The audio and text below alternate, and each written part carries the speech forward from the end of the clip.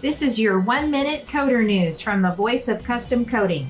According to Coding's World magazine, just under 50% of paint contractors think business will improve over the next few months.